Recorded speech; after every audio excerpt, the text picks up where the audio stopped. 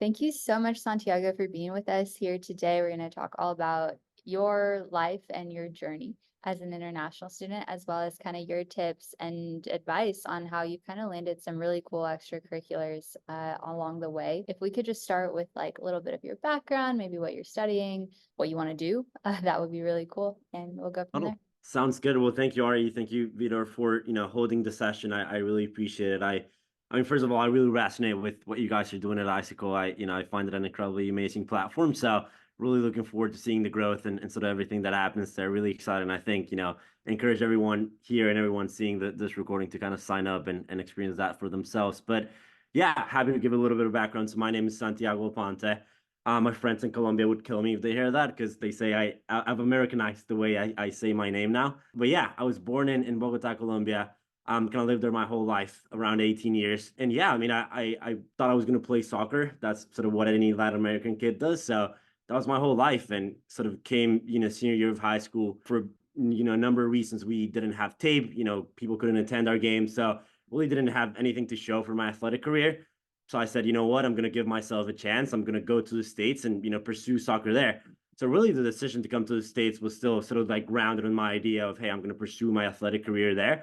I'll just sort of like go through academics and then figure out my way sort of to play soccer. When I was sort of taking the decision of, I need to like sort of figure out a major, really my thought process was, hey, I want to have an impact on the world. I sort of want to be influential. What moves the world? And, for better or for worse, my answer to that was money. And so I said, hey, let me go and study how this works. And so kind of chose finance and played soccer for around the semester when I came to school. I did it on the club team, not on the actual official team. And then really, it didn't end up working out, sort of like a lot of visa issues, which I know sort of a lot of us will relate to. And then I ended up just saying, hey, if I, spend as much effort as I do in soccer now in school instead of in my professional career, I'll probably be able to achieve something great. And so kind of like shied away from soccer, put, 110% of my effort in school and sort of been pursuing, finance ever since. And really my interest lies in doing something kind of related with the stock market. I think sort of like, markets are one of the most interesting things we humans have created. And so I kind of want to delve deeper into them. But yeah, there's a lot more to the backstory, but happy kind of like, take the conversation wherever it goes. That is awesome. So I think just highlighting the fact that like you kind of began to figure it out and then you sort of went 110% in. What sort of things did you do to start building up that resume that you now have so many different activities for? And how does that kind of fit into being like 110% focused on what it is you want to do? Totally. No, that's a great question. I think it's actually one important point for all of us international students because I remember freshman year and I remember this chat I had with a friend who's back at home in Colombia still. And I remember saying, hey, I feel like I want to be everything, right? So I wanted to be, Elon Musk, but I also wanted to be Lionel Messi, and I also wanted to be sort of like Sam Altman, right? Like three very different people, but I sort of had like this passion, this drive for like I wanted to be the best at everything. And so really what I ended up doing is I ended up signing up for a ton of stuff. So my freshman year, I was captain of the soccer club, the soccer club team. I was in ROTC, so I was doing sort of like, a little bit of my walkway into the US military. I did the finance club, so the investment club, kind of joined that association, did the consulting club. And then I was also sort of like, pursuing interests outside of school. So I was doing coding and a couple of other things. And, while it sounds like a lot and it was a lot, I think I just did it because, the fact of the matter is that we're only going to be here for 4 years. So it really feels like, hey, I need to take advantage of this as much as I can. And I sort of think that's a feeling that a lot of us have, which is like the way I describe it is I think all of us feel like there's a huge ticking clock like right beside us. And it's like in 4 years, like either you did your thing or like you're out of here, right? And so I felt like that was an immense pressure that I had on my back. And so, sort of to relieve it, I just said, hey, I'm going to go out and do as much as I can to really figure out my interests early and then sort of pivot from there. And I think it definitely took a little of a toll on me. Definitely, some nights that I didn't sleep a lot, but I think it was the right choice, at least for me, because I got to figure out that, hey, what I really enjoy is finance. And I got to understand that one of the most important things that you can do in your college career is be focused, right? Meaning, like, if I choose to do finance, if I choose to do technology or consulting, because of the state of the industry, recruiting it happens so early, right? So, like, now you have to be a freshman and like already be recruiting for junior year. So I think there's some value instead of like deciding on a path early and saying, I'm going to commit myself to doing this for the next 2 years. So I think clubs were a huge part of that. Really, the way, it works in Southern, and I think it works at a lot of other schools, is you just really go out, and some clubs you can join by just, saying, hey, I want to be a member, I want to contribute. And there's some others that are a little bit more exclusive, maybe takes a couple of interviews. And really what I say to people is put in the time to pass those interviews, to pass those clubs. A lot of the time, those clubs will have kind of like a little bias towards like taking early students, so taking them freshman, sophomore year. So really, you just make yourself, you put yourself in good shoes to achieve things later in your career if you put in the work sort of freshman and sophomore year. So I really just advise people to sort of, go at it freshman and sophomore year, do as much as you can, and then sort of narrow that focus as you sort of grow older in your college career. That's actually really good advice and stuff that I didn't know, like even just as a ordinary student, but you're so right about like there's a difference in the types of clubs, but there's also that slight preference, especially if they're pre-professional clubs. And it kind of makes sense, right? Because they're trying to prepare you and get you into those crazy recruiting cycles. Um, Exactly. At this time, I'll just say, like, if anyone has questions, you're welcome to raise your hand. You're welcome to toss them in the chat. But I'll just continue the conversation because I have a question. How have like, this idea of like getting started early? I noticed you did some different programs at various firms and things like that, and they're not exactly internships, right? But could you talk about what they are and if you felt they were valuable, if you would recommend them, and sort of what they even mean or what they even entail? Yeah, totally. I mean, I think again, it's kind of a reflection of how interesting, I'll say, I'll use that word, how interesting the finance sort of recruiting space has become. Because again, like I was just speaking with some friends about recruiting. It's like now there's programs for like high school kids, right? Which is like a crazy thing when you think about it. So really, sort of what these programs are, a lot of them have different names, but they're like inside programs. So a lot of what they're called. So it's like the Goldman Sachs like Insight Series, or like Evercore like Leadership Symposium. Really, what they are is these firms trying to get students early, get students to know the firm, and also start kind of like seeing students, kind of like getting a list of like, hey, Santiago seems like he's a good kid. Ari seems like she's very smart, she's very driven. They kind of just want to get a side of you very early, and also kind of tell you, hey, like Evercore is this great firm, like Goldman Sachs is this great firm, like Citadel is amazing. Kind of just, starting to build that relationship. So really, the way that I view these programs is like they're kind of like a freshman internship, right? Like in my eyes, they're like a stamp of like solidification in your resume, saying like, hey, like banks are interested in Santiago, like, people kind of like want Santiago on their team. And I think again, it's very weird. I think not weird. That's not the word. It's very rare for freshmen to have internship nowadays. So I think those are the things that usually people focus on, is getting in those inside days, getting in those early recruiting programs, because a lot of what they do is they'll have sort of like accelerated timelines for you to get like a sophomore or like a junior year internship. So you go to like, whatever, the Evercore, and I'm just saying Evercore because that's one of the ones that I did, but there's, a ton of those out there.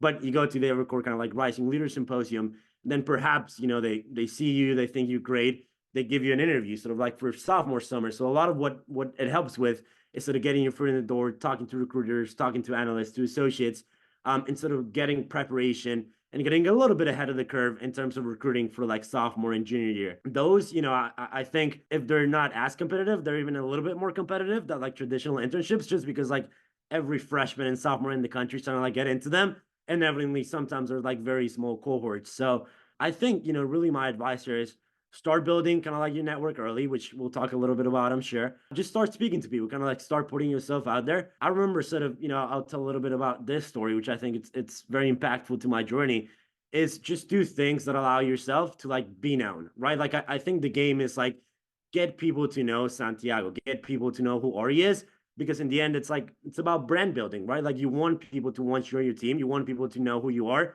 because again, you're gonna be seeing these people like over and over the next 2 years.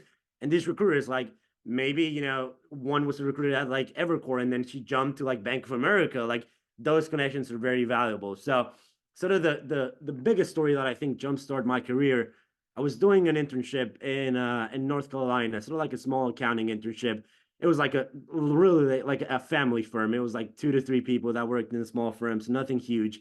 And I was applying to a ton of diversity programs or inside programs, whatever you want to call them. And I remember I was getting rejection after rejection after rejection, and it was demoralizing, like for sure. At some point, I was like, this is never gonna happen. I'm never gonna get into these programs. And by virtue of I think just applying, I ended up getting an acceptance to Evercore. It was not even like a diversity program. It was like a networking chat. It lasted like, I want to say it was like an hour, and it roofed up in NYC. And I'd never been to New York City. I was in North Carolina, so I was like 5 states away. And I remember I got a call from the recruiter, and she told me, "Hey, Santiago, I noticed you applied to all of our locations," because I had applied to like Houston, New York City online, like Seattle, like every location. And so she said, "We'd love to have you. I'm curious, kind of like what location you would prefer." And being in North Carolina, the easiest thing would have been online.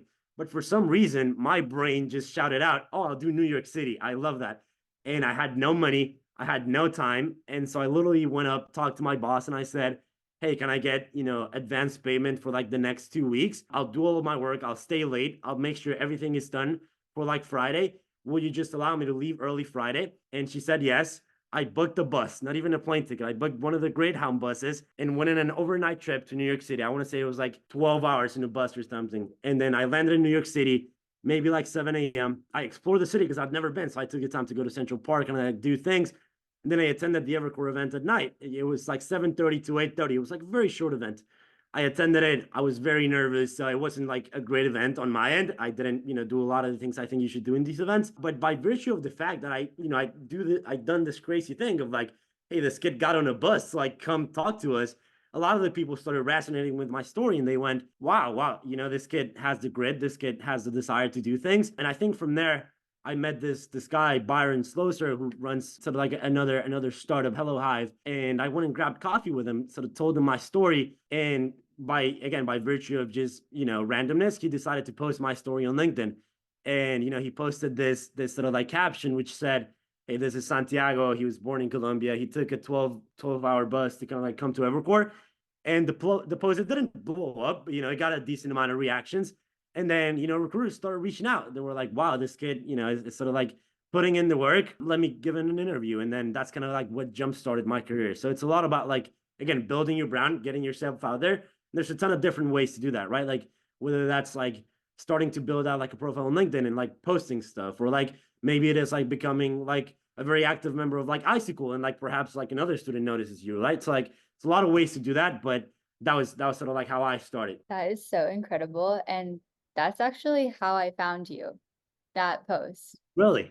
Yes, that's how I found you, because I had Byron, because I was helping Vitor try to recruit, Yeah, and yeah. I found Hive, and then he posted that and I was like, wait, that's insane.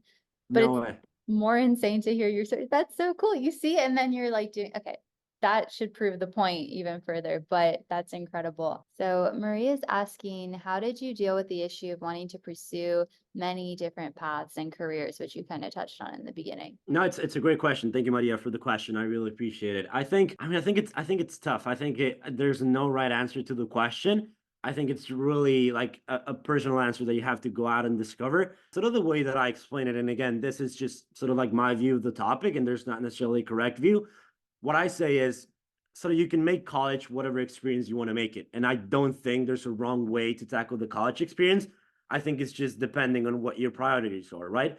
But what I think, and I go back a lot at this summer at Goldman, one of the directors was talking to us, and she made this amazing point of like, when people tell you you can do everything, they're lying. Like you really can't, right? Like she was saying, hey, I'm like a 5 foot like female, like can I go play in the NBA? Like probably not, right? So like you have to be a little bit realistic.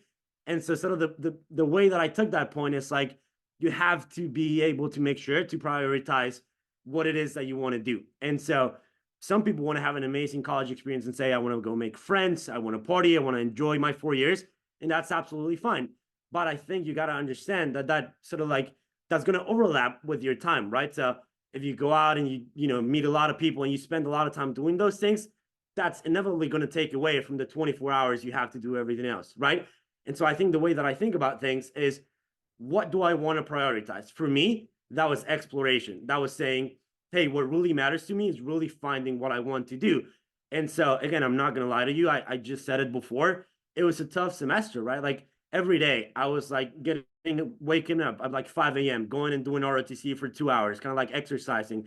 I went and changed, had breakfast, and went to like CS class. Right after that, it was finance class. And then right after that, it was like the investment association. And then jump back and go do soccer training. And like all of a sudden, it was like 7 a.m. to like 10 p.m. There was no time for anything else because like, did I want to go out with friends? Sure. But like at 10 p.m., like I had to wake up at like 5 a.m. the next day to like do ROTC. So like there was a balance, right? And so what I tell people is you just got to learn what your priorities are. And again, there's no wrong answer there. If you want to spend time with your friends, go spend time with your friends. But if you really want to say, hey, by the end of these 4 years, I want to have done, 5 internships. I want to get, I want to land this like dream job, right? Whatever that is. Maybe that's Google. Maybe that's like Robinhood. Maybe that's like being a startup founder. If that's really what you want to do, then sort of like, do like back of the envelope, like engineering, right? Like, okay, I want to be here. What is it that I need to do through these 4 years? And I think like one of the other things, I think in college is really the last time that you get to have the time to do everything.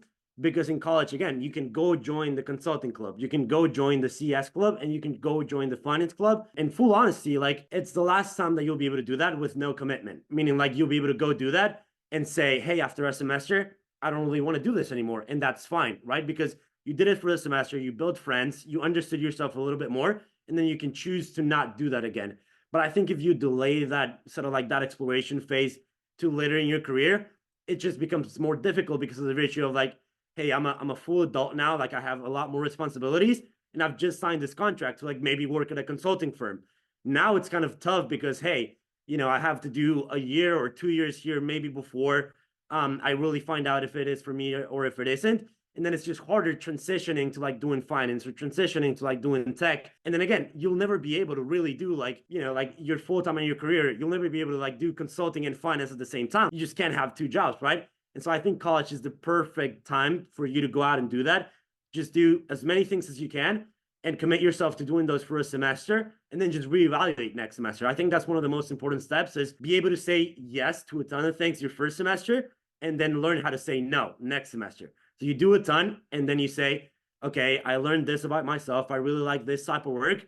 Hey, Ari, I really enjoyed the consulting club. I appreciate you for giving me mentorship, but I think I'm going to focus my energy on finance for this next semester. So if I can do anything to help, I'd be thrilled to do that, but I'm probably not going to be as involved in the consulting club this semester. So I think really the way you do that in a short general answer is go out, do a ton of stuff, try a ton of stuff, talk to people, right? Go out on LinkedIn, talk to people who've done different things, and then sort of evaluate what did I like about these conversations, what didn't I like, and then plan for the next semester. Okay, next semester, I really want to delve deeper into this specific part of finance because that sounded really interesting. And then sort of just start narrowing your focus a little bit more. That is, yeah, thank you too. Like that's so amazing. It's such a good question. And I think just the idea of like being super intentional with what you're doing and both learning how to say yes and learning when to say no, things I'm still learning. It's so huge. And it's not even too early. Like you said, there's literally programs for high school students. So like whatever, I think if you start school even the summer before between summers is amazing. All right, Vitor, you've been raising your hand for a long time. You can ask your question. Hi, Santiago. I just want to say thank you first for being here and for taking the time to have this conversation with us. Like your story is very inspirational. The first thing that I want to ask is, I mean, you chose a very competitive industry. Like it's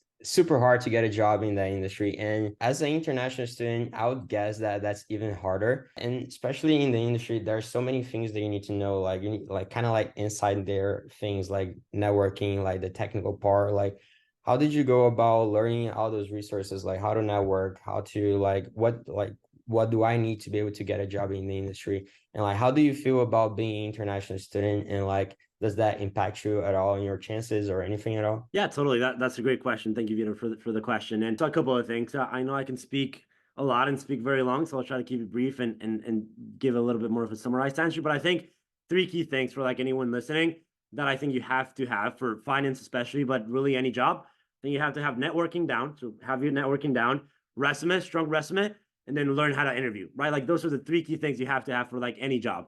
So I'll break them down like a little bit more now. I think one of the ways that I think I got to learn what those resources are, because to Vitter's point, like one of the hardest things is like you don't know what these things are, and then come sophomore year and you're like, oh wow, I'm so behind because I didn't know I had to do these things. So sort of the way that it happened for me is I was so like maybe the word is like obsessed with like, this is what I want to do. Like I want to do finance. And then I think, that with finance, especially, my path was, I think, as generic as it can be. Like I was a high school student, and then, kind of like I logged in Google and I said, what are the careers that make the most money? And like investment banking just like popped in first. And I said, okay, whatever, I'll just try that. Right. And so I think it's all about like being obsessed in a way, like kind of like immersing yourself as much as you can in getting this job. So I remember I tell friends and I tell people now who I try to mentor, it's like freshman year and sophomore year, every day of my life was like focused on like learning about investment banking. So it was like I was in the dining commons and I was watching YouTube like a day in the life of an investment banker, like I was watching podcasts around like how do you network, like how do you do all these things. And I think especially for banking, and I think for tech and consulting a little bit about, these big industries, there's a ton of content out there. Like you'd be surprised. Like a lot of kids want to do these things. So there's like a very big market of like YouTubers and like people who give advice on like how to get into these things. So I would say like my answer as like a Gen Z guy was like literally just go and consume content, right? Like I went out there and it was like, okay, how do you like get an interview at a bank? And it was like 10 videos. And I made sure to like watch all of those videos, whether I was like in my bed, like taking a break or like eating, or I was like out on a walk, like that was my whole life. And it can seem like a lot. And it was like, in a way, a lot to just be immersed in that. But I think when you make that choice to say, hey, this is really what I want, and like I'm gonna define my success as like having this thing by sophomore or junior year, I think that's just what it takes. It just takes being like fully immersed and saying, this is what I'm going to dedicate the next 2 years to. And I think that's sort of how I figured it out. It's because it was literally just through the consumption of content, because I think the most helpful thing was just, even if I didn't understand what people were saying, like I was listening to videos and they would talk about LBOs or DCFs. Like, did I have a clue what those were? Absolutely not. But like by virtue of just hearing that like 20 times, I started saying like, okay, like LBO, that's important. Like DCF, that's important. Like networking, that's important. Resume, that's important. And I think the more you hear it, the more it drills into your head, the more you go like, okay, I need to learn these things. I need to do these things. And then it's really about just like, again, I think the internet is like a huge resource we all have now. It's about like, okay, I hear LBO is important. I don't know what it is. I'm just going to Google what's an LBO. I go to Investopedia. Oh, this is what an LBO is.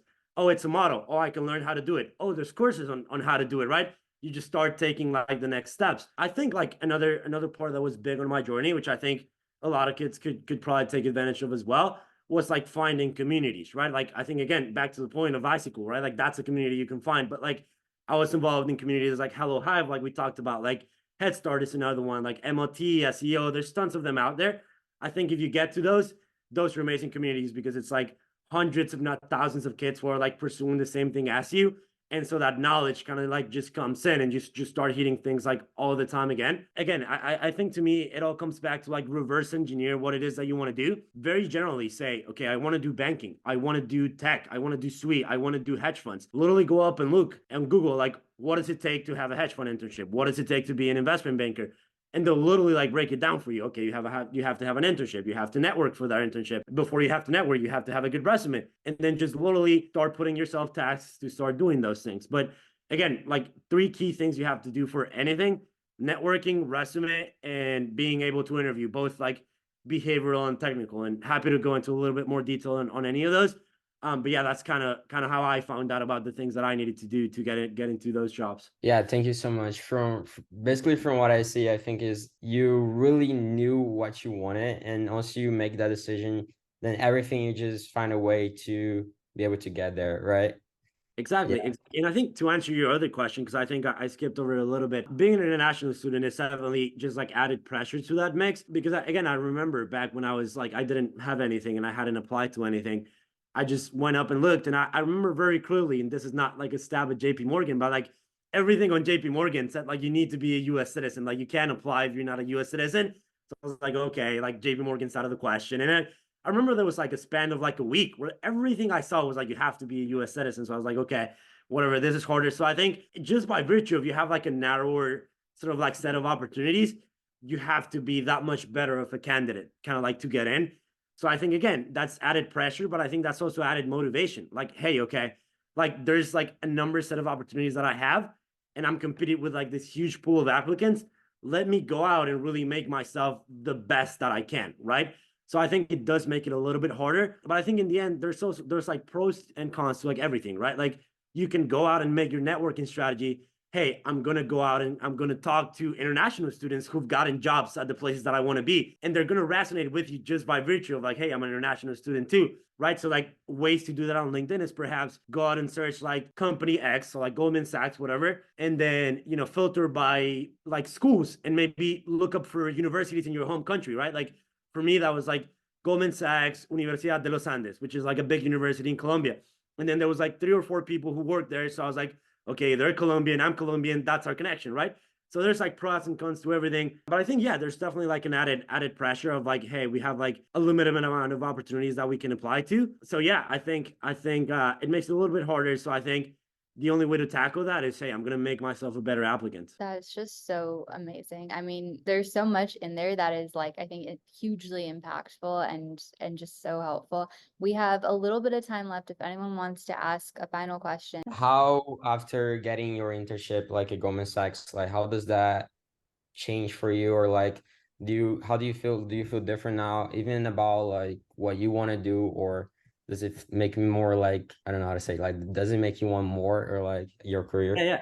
No, that's a great question. I think after Goldman, and I guess disclosure, because I don't think we've talked about this. So I'm not returning to Goldman. Kind of like pivoting. I'm going to the buy side. So I'm gonna be interning in these shops, kind of like fundamental shops, so like a little bit more like fundamental, long short, like equity picking. So I think, yeah, after I did Goldman, it was a great experience because I got to realize, hey, Goldman is like a great organization. I love the people. I think it's one of the organizations where there's just like exceptional people everywhere.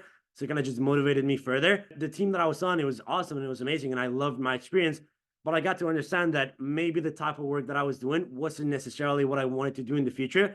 And again, it comes back to that thing of like just exploring your interests. I thought that's what I wanted to do throughout the summer. I busted sort of like my back off, and I tried to be the best intern that my class had ever seen. So I still like I went and worked there. Like that was like my dream job. I think that's what you have to do. But I think after I finished Goldman, I sort of got back, had a little bit of time sort of to think through.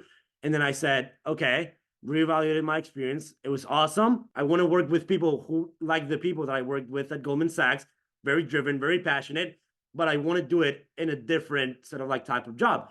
And for me, that was the stock market. I wanted to be closer to markets, wanted to be closer to like a job where I had a little bit more of like a quantitative focus. And so, yeah, that Goldman experience sort of propelled me to say, hey, I've gotten to Goldman Sachs. So that was like a big thing. And like, it was a great confidence booster, right? Like to me now I had the ability to go back and say, Santi, you made it to Goldman. Like, okay, you can probably do anything else that you want. And that may be true, that may be not, but like looking inwards, it was just a big self-confidence booster. And so it allowed me to, again, dream bigger and say, I can do whatever it is that I want to do.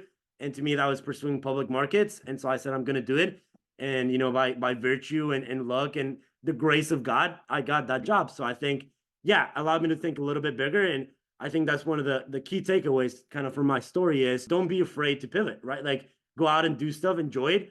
But when you do stuff and you figure out that that's not what you want to do, don't give up on it, right? Like if you've made a commitment to do an internship that's 3 months long, a semester long, like finish strong, right? Like at the end, these are relationships that you're going to build up for the rest of your future. Like again, the show might have very well like gone and talked to like my group at Goldman and say like, hey, was this kid good? Like, did he perform good? And if I'd say like, no, I mean, I didn't do good because I didn't really enjoy that work, but I'm going to do good with you guys, really makes no sense, right? So I think, again, do the best in anything you can, and then you're able to kind of like pivot and do whatever else that you're interested in. Just such good advice and like such a cool story too that you have. I'm sure you have so many like little random stories from your experiences that are just so fascinating. But I want to just ask you if it's possible to end on just like a note of advice for anyone watching this or listening to this as an international student, especially if they're interested in kind of one of those tougher careers like you've spoken about. What sort of advice would you have for them based off of your journey? Yeah. I mean, that's a good question to end the session at. I think the first thing that I'll say is I'm super open to like speaking with anybody that has interest. Like I'm happy to help kind of like anybody that has sort of just the drive and the interest to do something. So like if any of you want to connect on LinkedIn, or even just, I don't know if there's like a DM function on an IC, but if there is, like feel free to like do that. But yeah, just connect with me like whatever way you can if you're interested. But yeah, like piece of advice in terms of like international students, if you want anything to do with like finance, I would say just like go out and like connect with people, right? Like just connect with people that you find interesting. So I would say open like a LinkedIn account, like make it look pretty, like make it look kind of like professional. Just go out and send messages to a ton of people, right? I think at the start, it's like a numbers game. The more people that know you, the more conversations that you have, the easier it'll be to like get noticed and like get open to opportunities. So literally just go out and do that. I think the biggest piece of advice actually is it's gonna suck like at the start. Like it just sucks, right? Like you're gonna be bad at networking, you're gonna be bad at doing phone calls, you're gonna be bad at like interviewing. And like that's all of us, right? Like even me, like I think I still suck at these things, right? So like I would say like embrace it in a way, right? Like don't shy away from these things like hurts, right? Like I know a lot of times like what happened to me is like I would jump in a networking call and it was so awkward. Like I think like even my call with Ari, like I was so awkward, right? It's a thing of like, hey, I might have been very awkward, like whatever, like it might have not been a great call, but that didn't deter me from jumping on another call, right? Because like every new call that I jumped into, I was maybe like 0.0% like one better, right? So to me, that's like what you got to do is say, hey, this may not feel very great. Like I may feel very, very like weird talking to these people, but just keep on doing it. And like by the 10th or like maybe 100th time, like you'll feel very good. And it'll be like, oh, wow, look at how much I've improved, right? So the way that I think about this, and this is the last framework that I'll leave you guys with, is if you start today and look back in a year and you really work hard for that year, you're going to look back that year and you're going to say, wow, look at how much I've grown. The only other option to doing that, or the only other path that year, is saying, wow, I'm really bad at networking. I'm really bad at interviewing. I'm just not going to do it for the next year. And then you can look back at the end of the year and say, wow, I'm like at the same place that I was a year ago, right? One was like a struggle and you didn't like it, but you're better. The other one was like, okay, maybe you had like a chill year, but like you're still at the same place, right? So like again, balance priorities, like which one is better for you. Just pick it and then just kind of like put in the work. I feel like I've learned so much, and I agree. Like every interview I've ever done, I'll end it being like, that was awful. But our call when I first met you was amazing. I remember Vitor was there, and I remember telling him I wish I could do networking calls that well. So I still remember that. I feel like you were so concise, and you were like, let me not take too much of your time. I was like, wow, thank you so much for your time. Thank you for your insights. It's so cool to have kind of seen your journey as well. And I'm so excited for you. I'm also discovering more of what you want to do and just to see where you end up. While it's not going to be World Cup, it's going to be somewhere very cool. So That's the way to end it. Thank you, Ari. Thank you, Peter, for hosting. And thank you guys. Enjoy Icicle. I think it's a great platform. I think they're gonna be huge. So keep engaging. Like just imagine how cool it's gonna be to say, hey, I was like one of the first 100 users when they have like 20,000 users. So just keep engaging. I think Ari and Vitor are doing great work. So thank you guys. Really enjoyed it. And yeah, have a good rest of your nights. thank you. Thank you so much. Talk soon. Bye, guys. Thank you.